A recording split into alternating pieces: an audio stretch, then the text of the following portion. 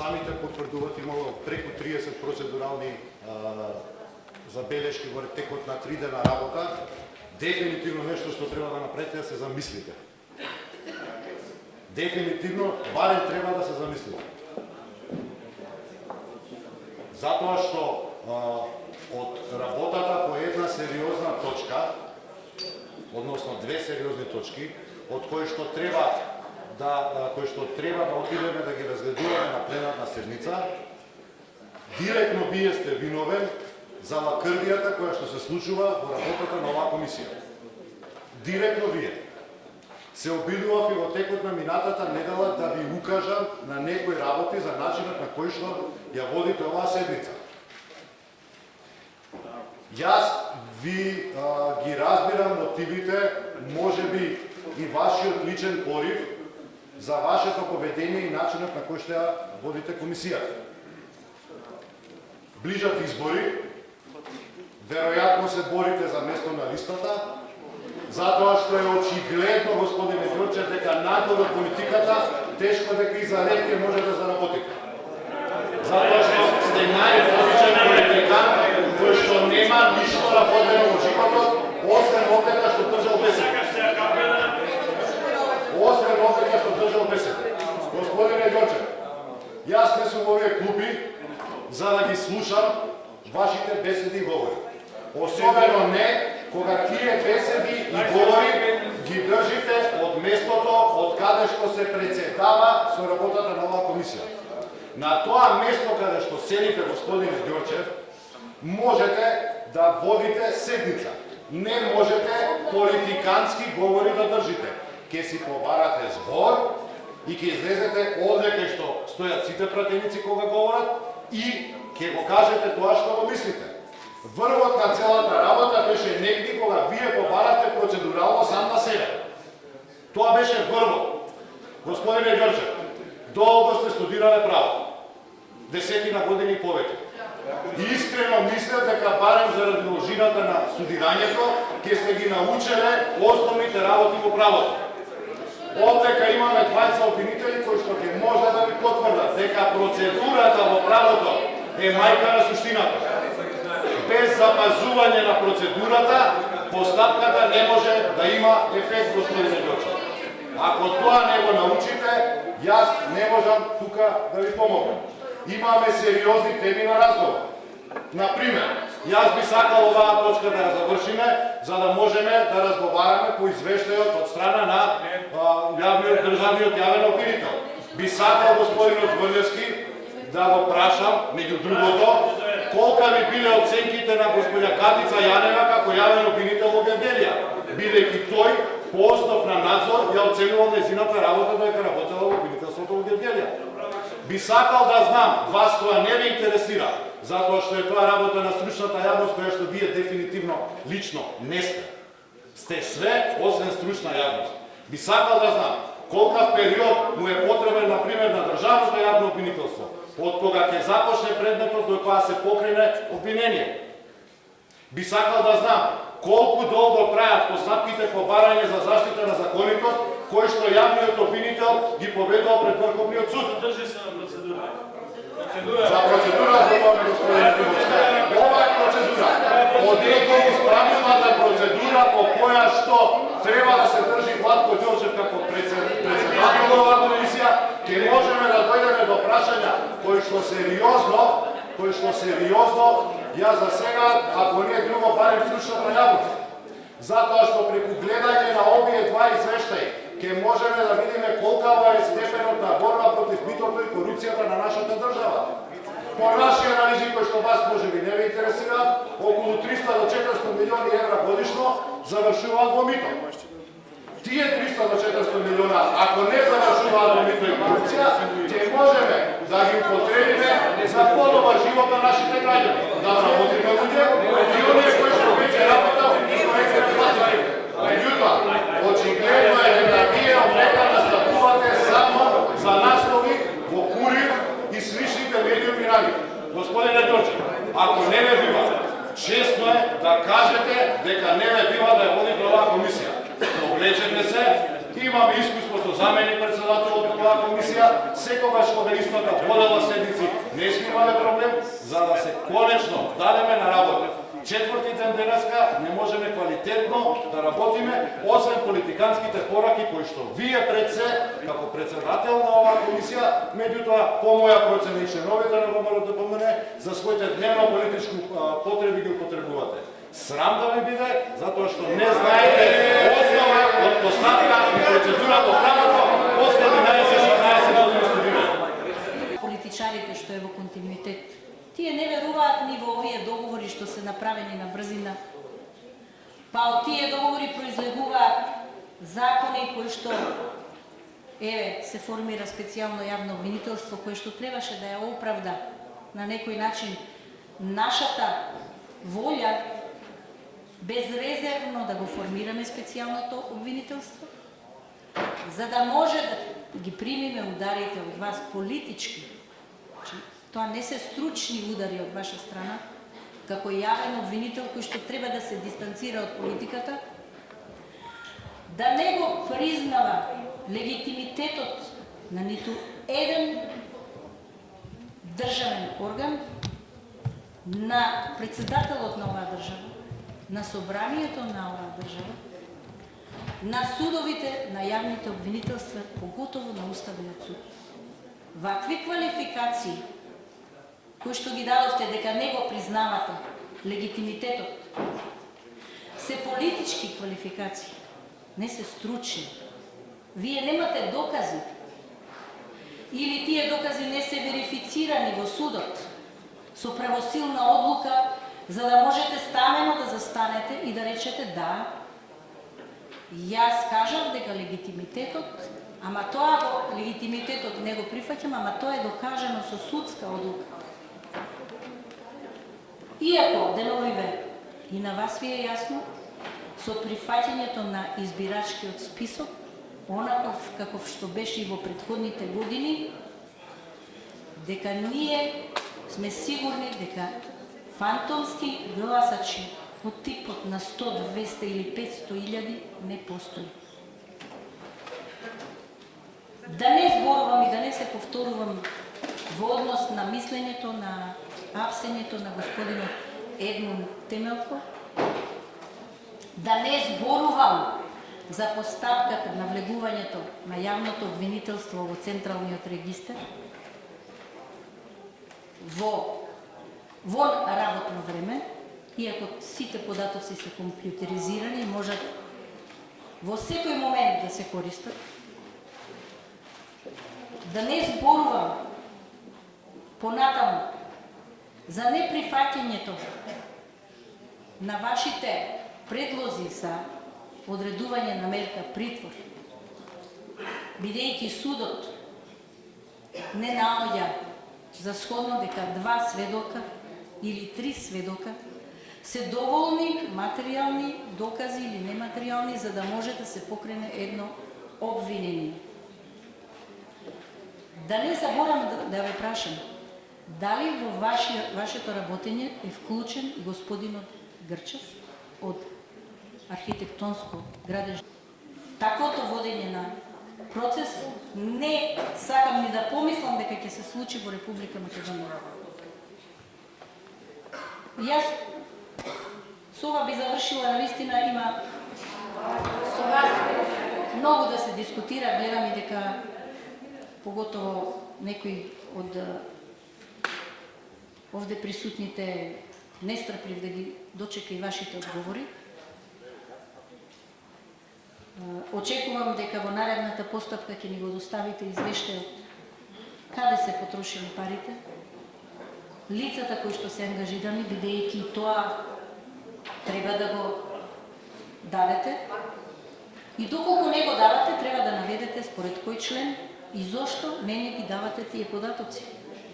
Дали е тоа поврзано со некој закон и во што се состои вашето или нашето недоразбирање зошто немаме представа како ги трошите парите на овие граѓани кои што со нетрпение чекаат се само да заврши побрзо оваа агонија. страда и економијата на оваа држава, страдаат граѓаните, а ние сме должни што е можно побрзо да ја завршиме. Тоа е главниот мотив и двигател зошто пристанавме да дадеме за и виза за ова јавно обвинителство, кое што вие, потоа како избрана, не го признавате овој законодавен дом, и таа несреќна изјава која дадовте, не знам од кои причини, и воопшто што не ги признавате институциите во една држава. Тоа ниту еден човек. Више само, значи господин Јанева сака нешто да одговори, јас само не за дискусија, би сакал чисто една фуснота да кажам, поштовани присутни. Чисто вака гледате на почеток на седницата што се случи, ќе дојдат 20 луѓе, ќе се изнавикаат, ќе кажат се и се што човек ќе добие навреди. Ако сака да одговори од место ќе да фрлаат, ќе станат и ќе се отидат. А истовремено ќе критикуваат дека не им е дадена можност да дискутираат, дека недоволно имаат простор да се изразат и така натаму и така натаму.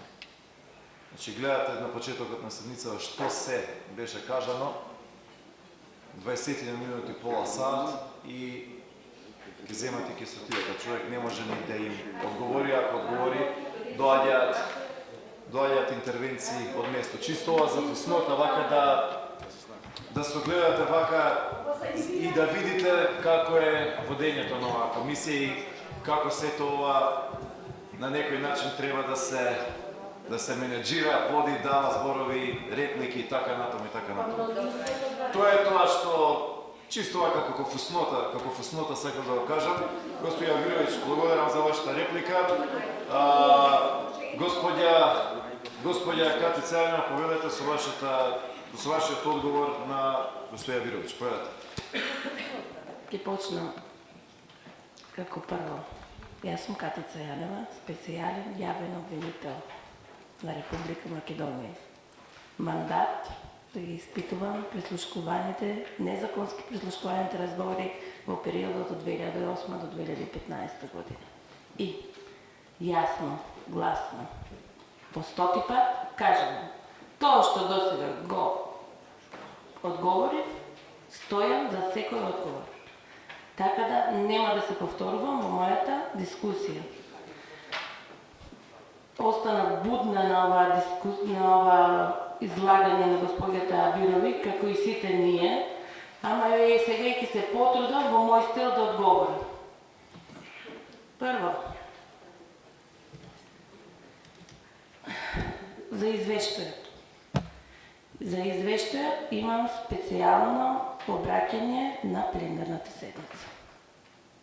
Ако бидеме живи, да ја дочекаме таа седница.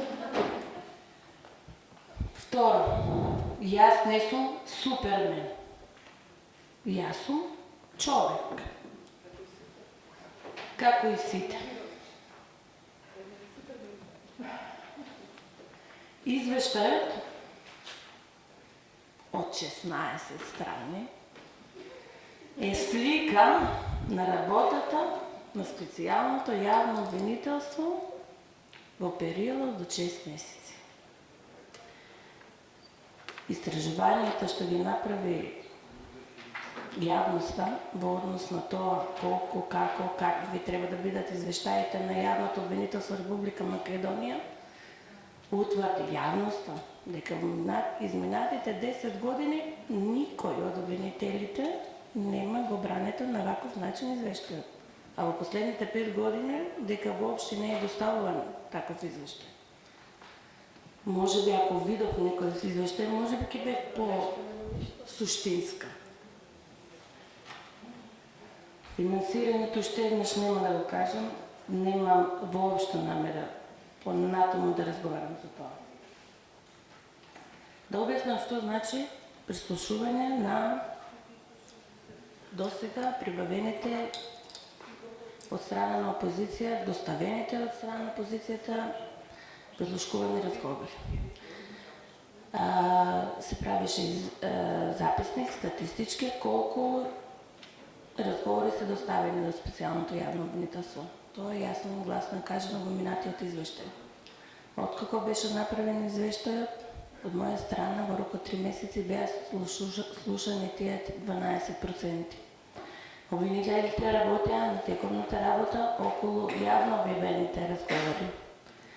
Во периодот од 2 месеца наназад, овие 12% од прислушуваните разговори беа поделени на обвинителите во законска процедура, согласно закон за класифицирани податоци, и ги преслушуваа и ги анализираат. Како што постои во извештајот, нејасно е напишано колку предистражни постапки се водат во обвинителството во однос на веќе објавените разговори и колку во врска со необјавени разговори.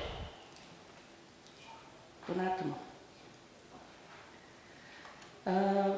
Во однос на примените кривични пријави од страна на господинот Драган Павлович Латас и госпоѓата Елмира Мехмети се поведаа постапки и се издадоа наредби за да биде испитано од каде потекнуваат тие разговори.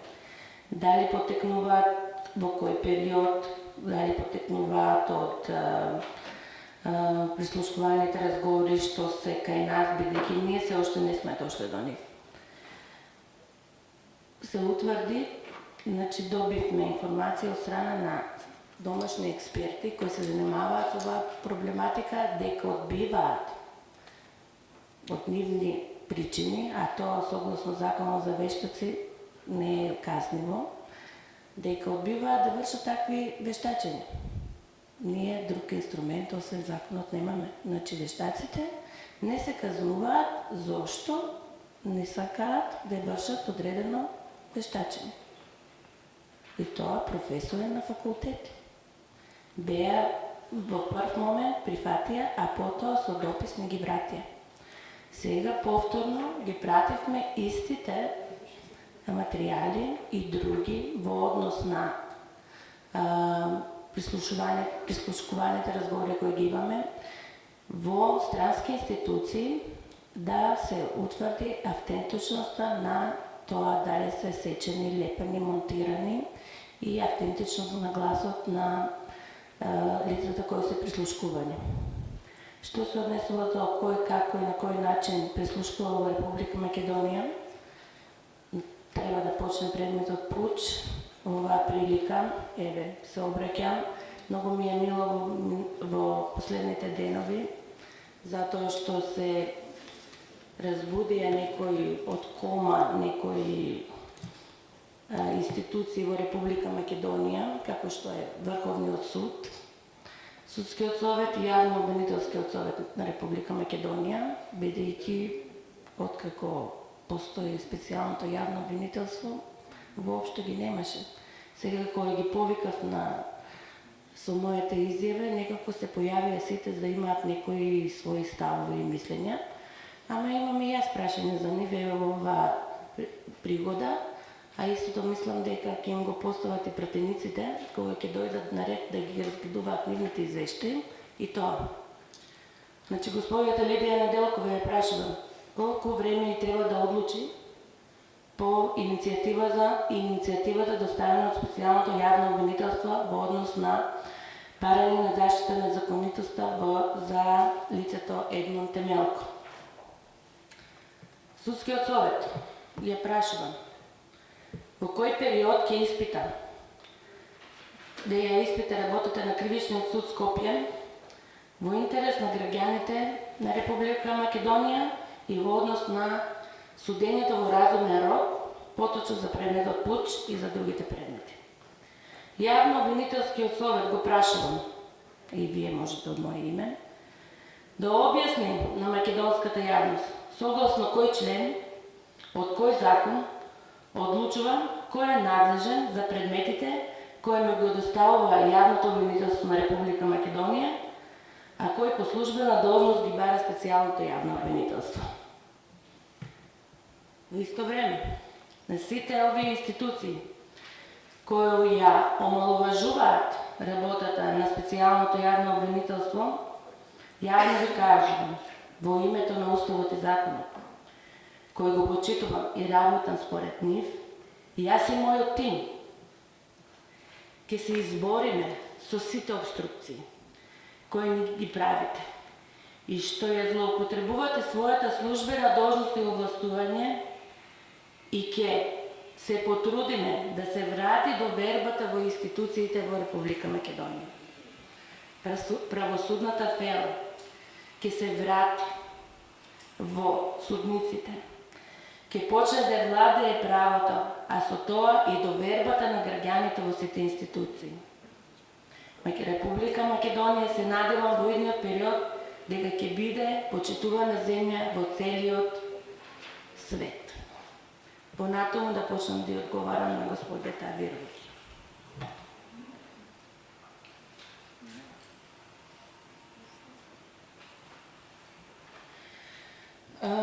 Господјата Авировиќ праша дали има прислушкувани разговори од страна на бизнисмени. Не ве потврдувам дека има.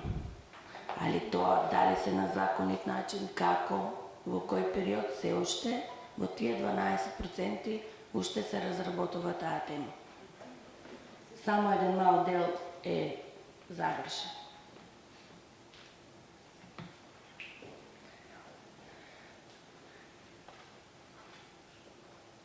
Понатаму,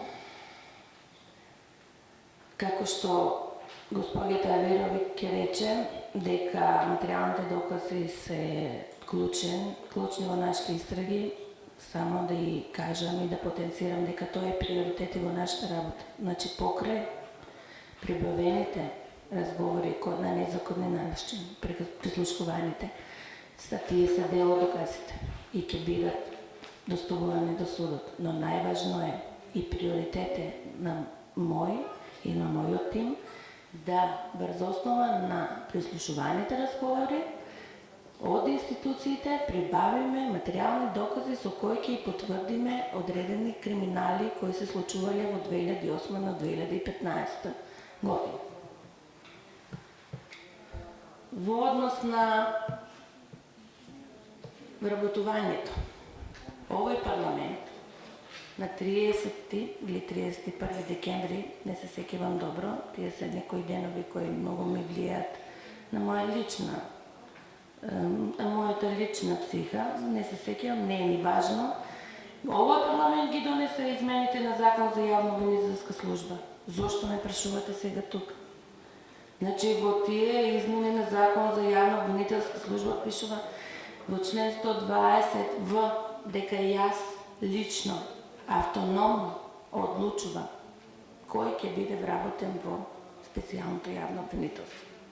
При тоа, верувајте дека воде сметка за правилна застапеност на сите заедници и за стручноста и компетентноста на личностите кои беа вработени.